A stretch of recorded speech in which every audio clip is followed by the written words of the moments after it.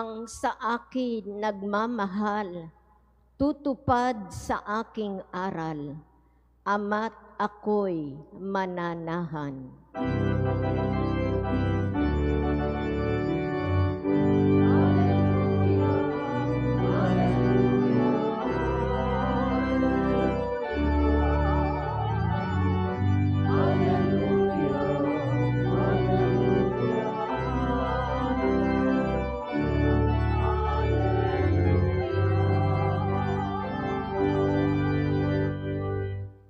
Sumainyo ang Panginoon. At sumainyo rin. Ang mabuting balita ng Panginoon ayon kay San Marcos. Papuri sa iyo, Panginoon. Noong panahong iyon, nalimutan ng mga alagad na magdala ng tinapay, at iisa lang ang kanilang tinapay sa bangka. Kaiingat kayo. Ilagan ninyo ang libadura ng mga Pariseyo at ang libadura ni Herodes. Babala ni Jesus sa kanila. Nag-usap-usap ang mga alagad.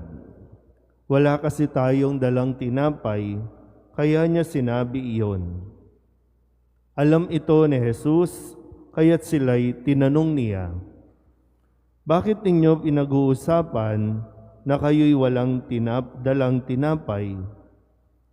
Hindi pa ba kayo nakababatid o nakauunawa? Hindi pa ba ito abot ng inyong isip? Wala ba kayong mata? Wala ba kayong tainga? Nakalimutan na ba ninyo nang paghati-hatiin ko ang 5 tinapay para sa 5,000? Ilang bakol ang napuno ninyo sa mga lumabis na tinapay? 12 po, tugon nila. At nang paghati-hatiin ko ang 7 tinapay para sa 4,000, ilang bakol na malalaki ang napuno ninyo? Tanong niya.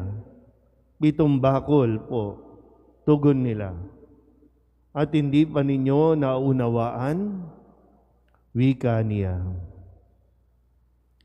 Ang mabuting balita ng Panginoon. Pinupuri ka namin, Panginoong Hesukristo. Isang magandang umaga po sa inyong lahat. Ngayon po ay Martes, ang ika-6 na linggo sa karaniwang panahon, at sa ating pong unang pagbasa, nagpapatuloy tayo sa ating pagbabasa at pakikinig tungkol sa kwento sa unang bahagi o unang aklat, ang aklat ng Henesis. At ngayon ay ang kwento o binubuksan ang kwento ni Noe, kung saan nasabi dito na parang pinagsisihan ng Diyos na likain ang tao. Dahil ang mga tao noon, maliban na lang sa pamilya ni Noe, ay patuloy na tumalikod sa Diyos, patuloy na gumagawa ng kasamaan. Kung kaya nagalit na ang Diyos at pinaplano na niyang iligtas ang pamilya ni Noe at gunawin ang buong mundo. Sa ating ebanghelyo, narinig natin na kung saan ang mga alagad ay labis na nag-aalala dahil habang sila po ay naglalakbay, nandoon sila nakasakay sa bangka at sila po ay nag-aalala dahil iisa lang ang dala nilang tinapay. Kaya kung titingnan natin, parang bakit ganon? Ang sinabi ni Jesus, mag-ingat kayo sa libadura ng mga Pariseyo at ni Herodes. Ang pinag-uusapan nila ay iisa lang ang tinapay nila. Para bang, paano yan? Iisa lang. Paano magkakasya ito? 12 tayo plus si Jesus. Paano to? So yung response ni Jesus, mag-ingat sa libadura. Bakit ganun ba? Ano bang kinaugnayan nun? Di ba, no? Kaya pinag-iingat sila. Ang dapat sana, sinabi ni Jesus, okay lang yan, kasya yan. Pero ang sinabi niya ay, mag-ingat kayo si lebadura ng mga Pariseyo, ng mga Iskriba at ni Herodes. Paano ba ang katangian ng mga Pariseyo, Iskriba at ni Herodes, yung mga alagad ni Herodes?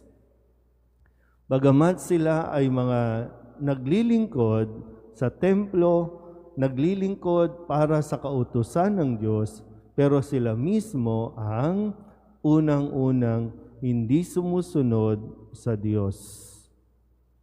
Sila ay patuloy na nagtitiwala sa kakayanan ng tao at hindi sa Diyos. Kaya't pinag-iingat ni Jesus ang kanyang mga alagad. Hanggang ngayon ba, sabi dito, hanggang ngayon ba hindi niyo pa naunawaan? Si Jesus ang tinapay ng buhay. Si Jesus ang nagbibigay ng tinapay na bumubusog sa ating kagutuman. Ang kinakailangan lang ay manampalataya tayo. Kaya nga sabi ni Jesus, di niyo pa ba nakikita, naririnig, naunawaan? Ilang tao ang pinakain niya? May 5,000, may 4,000 sa iilang pirasong tinapay lang. So bakit kayo nag-aalala sa iisang tinapay lang? 13 lang naman sila. Maganda po na maging sa atin, sa mga nanonood ngayon sa online, kayo po na mga naririto, tayo ang madalas na nakakarinig ng mga salita ng Diyos. Pero bakit tayo din mismo ang unang pinanghihinaan ng loob? Kapag konti na lang yung pera, mabilis tayong panghinaan ng loob. Nakalimutan mo na ba yung mga ginawa ng Diyos sa iyo noon? Lalo pa nung walang-wala ka na. Magkaiba kasi yung, di ba, noon walang-wala ka talaga. Pinabayaan ka ba ng Diyos?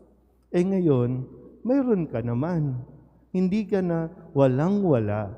Pero bakit pinanghihinaan ka ng loob? Bakit nawawalan ka ng tiwala sa Diyos? Di ba? Parang ganun yung kadalasan nagiging ugali natin